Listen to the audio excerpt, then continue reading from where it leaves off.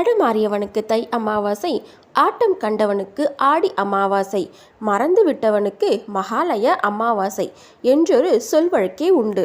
ஓர் ஆண்டிற்கு 96 முறை தர்ப்பணம் செய்ய வேண்டும் என்கிறது வேதம்.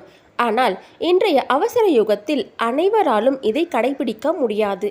எனவே 12 மாதங்களிலும் வரும் 12 அமாவாசை நாட்களில் தர்ப்பணம் செய்ய வேண்டும் என்கிறார்கள் பெரியோர்கள். ஆனால் அதுவும் சாத்தியம் இல்லை என்பவர்கள் குறைந்தபட்சம் 3 அமாவாசைகளை தவறவிடக்கூடாது. அது ஆடி, புரட்டாசி, தை ஆகிய மாதங்களில் வரும் அமாவாசை நாட்களிலாவது தர்ப்பணம் செய்து வழிபட்டால் பித்ரு தோஷம் ஏற்படாது என்கிறார்கள். எனவே முறையாக பெரிய அமாவாசைகளில் தர்ப்பணம் கொடுத்து முன்னோர்களை சாந்தி அடைய செய்வது நல்லது. இது மாதிரி கோவிலுக்கு போயிட்டு தர்ப்பணம் கொடுக்க முடியாதவர்கள் வீட்டில் ரொம்ப எளிமையாக எப்படி முறையாக தர்ப்பணம்